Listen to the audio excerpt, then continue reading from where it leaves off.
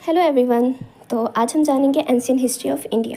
देखिए, पहले टॉपिक है एंशियंट हिस्ट्री। एंशियंट मतलब होता है ओल्ड, हिस्ट्री मतलब होता है study of the past, okay, events. So हम पढ़ेंगे इंडिया के पास्ट इवेंट्स जो कि क्लासिफिकेशन है दो के बेस पे, एक है टूल एंड एक है रिटर्न के बेस पे। ठीक है, जैसे कि टूल के बेस पे देखेंगे तो stone age, bronze and iron age. ठीक है, ये सिर्फ टूल के बेस पे क्लासिफिकेशन किया गया है। जैसे कि आपको पता है ब्रोंज़ कैसे बनता है, कॉपर प्लस टिन को मिलाएंगे तो हमें ब्रोंज़ मिलता है, इसलिए यहाँ पे ब्रोंज़ एज आया है। मतलब वहाँ पे कॉपर और टिन की जो भी लोग थे उनको नॉलेज थी, तभी तो ब्रोंज़ बना हमें। ठीक है, फिर आता है रिटर्न। देखिए, रिटर्न पे है pre historical period, proto historical period and historical period. ठीक है, ये दोनों सेम ही है, बस ये रिटर्न के बेस पे क्लासिफिकेशन है। देखिए, रिटर्न के बेस पे देखेंगे तो जैसे कि प्री हिस्टोरिकल पीरियड है, यहाँ पे हमें कोई रिटर्न एविडेंस नहीं मिलता है। मतलब कि यहाँ पे सिर्फ टूल्स मिलते हैं और बोन्स मिलते हैं, कुछ ब्यूरियल्स मिलते हैं। ठीक है, जिससे हम पता करते हैं। ठीक है, यहाँ पे कोई रिटर्न चीज़ें नहीं मिलती है, मतलब उस टाइम पे लोगों को लिखना पढ़ना नहीं आता था। फिर आता है प्री हिस्टोरिकल पीरियड, जहाँ पे रिटर्न एविडेंस मिले हैं बट हम उसको अभी पढ़ ही नहीं पाए हैं। ठीक है, मतलब कहने का ये मतलब हुआ कि वहाँ पर लोगों को लिखने आता था, पढ़ने आता था। ठीक है, बट ये है कि उनका पढ़ा लिखा हमें नहीं पढ़ने आ रहा है। ठीक है, जैसे कि एग्जाम्पल है हिंदू वैली सिविलाइजेशन।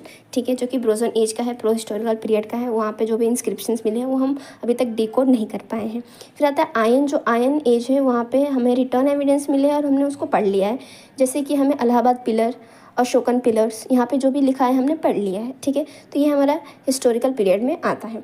देखिए, फिर आता है क्वाटरनरी पीरियड। ये क्या है? ये जो एक जियोग्राफिकल टाइम डिवीज़न है। ठीक है, ये एनसीईआरटी में मेंशन है, दैट्स वाई मैंने यहाँ पे मेंशन कर दिया, जिससे आप अगर एनसीईआरटी पढ़ो तो आपको समझ में आए क्वाटरनरी पीरियड मतलब किसकी बात की जा रही है। क्वाटरनरी पीरियड के अंदर देखिए दो डिवीज़न होते हैं, एक प्लेस्टोसीन, एक होलोसीन। जो प्लेस्टोसीन है मतलब कि जहाँ पे ह्यूमन बींग का डेवलपमेंट स्टार्ट हुआ था, मतलब ये बहुत इनिशियल फेज़ है। और जो होलोसीन है वहाँ पे प्रेजेंट, मतलब जो ह्यूमन बींग बहुत फुली डेवलप्ड हो चुके हैं, ये पीरियड है, मतलब अभी ये पीरियड चल रहा है। फिर हम अपने टॉपिक पे आते हैं जो कि स्टोन एज है। ठीक है, स्टोन एज जो है ये 3 पार्ट्स में डिवाइड किया गया है, पैलियोलिथिक, मेसोलिथिक एंड नियोलिथिक। ठीक है, देखिए पैलियो मीन्स क्या होता है कि देखिए यहाँ पे लिखा है पैलियो मीन्स ओल्ड होता है, लिथिक मतलब स्टोन होता है, तो मतलब ओल्ड स्टोन एज जिसकी हम बात कर रहे हैं पैलियोलिथिक। मीजो मीन्स मिडल और लिथिक मतलब stone, so middle stone age. Coming to the neolithic, neo means new and lithic मतलब stone, so new stone age. Okay, now coming to the paleolithic, इसके अंदर 3 डिवीज़न किया गया है, अपर, middle and lower. ठीक है, जो लोअर है मतलब जो लोवेस्ट पार्ट है यहाँ पे 5 लाख से लेके 15,000 BC तक चला। मिडल हमारा 15,000 से लेके 14,000 BC तक चला। एंड जो अपर पैलियोलिथिक एज है वो 14,000 से लेके 10,000 BC तक चला। मतलब पैलियोलिथिक जो पीरियड है वो टोटल 5 लाख से लेके 10,000 BCE तक चला। फिर आता है मेसोलिथिक जो कि 9,000 से लेके 4,000 BC तक हुआ। एंड जो नियोलिथिक है वो 4,000 से लेके 10,000 BC तक था इसका टाइम पीरियड। फिर आते हैं हम फीचर्स के बारे में। ठीक है, फीचर्स हम देखेंगे पैलियोलिथिक फीचर जो कॉमन फीचर है, जैसे कि हंटर एंड गैदरर्स थे। ठीक है, यहाँ पे इनको कोई नॉलेज ही नहीं थी metal, pottery, fire and agriculture का। ठीक है, इस टाइम पे जो स्टोन टूल्स थे वो एक्स थे, चॉपर्स थे, ठीक है, क्लेवर्स थे, ये सब थे। और यहाँ पे बैंड सोसाइटी रहती थी। बैंड सोसाइटी मीन्स कि लोग जो है एक साथ रहते थे। ठीक है, यहाँ पे कोई वहाँ पे स्कैटर्स नहीं थे, मतलब इधर कोई इधर, कोई इधर, कोई इधर नहीं रहते, सब एक ही जगह पे रहते थे। ठीक है, ये मैंने आपको पहले ही बता दिया, पैलियो मीन्स ओल्ड, लिथिक मतलब stone, so old stone age. फिर इसके अंदर सब डिवीज़न पे आते हैं जो कि लोअर पैलियोलिथिक पीरियड है। ठीक है, लोअर पैलियोलिथिक पीरियड को हम चोपर चॉपिंग कल्चर भी कहते हैं। ये इसलिए कहते हैं क्योंकि यहाँ पे चोपर्स का जो यूज़ है वो बहुत ज़्यादा होने लगा। ठीक है, उसके बारे में वो अवेयर हो गए तो यहाँ पे ज़्यादा यूज़ किए चॉपर एंड चॉपिंग, तो इसलिए चोपर चॉपिंग कल्चर यहाँ पे नाम देते हैं लोअर पैलियोलिथिक पीरियड को। फिर यहाँ पे अगर फीचर्स देखें तो यहाँ पे हंटर और गैदरर्स थे, और जो गैदर करना मतलब चीज़ों को इकट्ठा करना, ये इनका प्राइमरी क्या था, कल्चर था। एंड जो हंटर था इनका सेकेंडरी ऑक्यूपेशन था। ठीक है, यहाँ पे आइस एज थी इसके पैरेलल थी और ये पीक पे थी। ठीक है, इस टाइम ड्यूरेशन पे। और जो टूल्स हैं यहाँ पे x, cleavers and chopper use करते थे, और चॉपर जो है बहुत ज़्यादा मात्रा में यूज़ करते थे, इसीलिए जैसे कि मैंने बताया चॉपर एंड चॉपिंग कल्चर इसको नाम दिया गया। यहाँ पे लार्ज स्टोन यूज़ करते थे, याद रखिएगा लार्ज स्टोन जो लार्ज स्टोन जो है वो हम पूरा पैलियोलिथिक पीरियड में लार्ज स्टोन ही होता है। ठीक है, जो स्मॉल स्टोन होता है जिसको माइक्रोलिथिक कहते हैं वो मीज़ो में आता है। ठीक है, जो कि हम आगे पढ़ेंगे।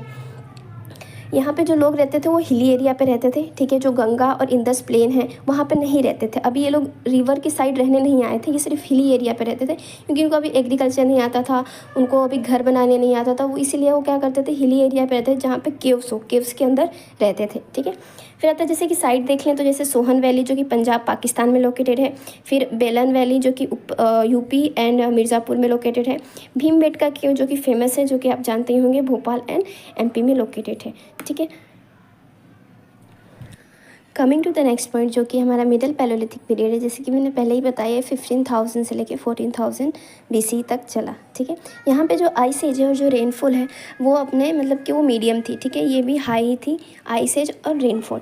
यहाँ पे जो टूल्स थे वो थोड़े रिफाइंड हो गए as compared to lower palaeolithic period. ठीक है, यहाँ पे ब्लेड्स, बोरिन्स और स्कापर्स यूज़ करते थे, और जो साइट मैंने पहले बताया पैलोलिथिक पीरियड में सेम साइट वही है इसमें भी। फिर आता है हमारा अपर पैलोलिथिक पीरियड, ये हमारा 14,000 से लेके 10,000 BC तक चलता है, जो कि मैंने पहले मेंशन किया। यहाँ पे आइस एज जो है वो अपने लास्ट फेज़ पे थी, और यहाँ पे लेस रेनफॉल होने लगी, रेनफॉल डिक्रीज़ हो गया, और यहाँ पे टूल्स हैं वो और रिफाइंड हुए। यहाँ पे ब्लेड्स, ब्यूरिन्स, लार्ज फ्लैक्स यूज़ करने लगे। फ्लैक्स मतलब क्या होता है, जैसे कि ये समझिए स्टोन है, इसमें मैंने छोटा सा एक पार्ट तोड़ लिया, और तोड़ने के बाद ये रहा मेरा पार्ट, तो ये जो पार्ट है इसको हम बोलेंगे फ्लैक्स। तो यहाँ पर लार्ज फ्लैक्स उस टाइम पे यूज़ करना चालू कर दिया। साइट की बात करें तो बेलन वैली एंड सोन वैली। ठीक है, ये दो साइट्स हैं अपर पैलियोलिथिक पीरियड की।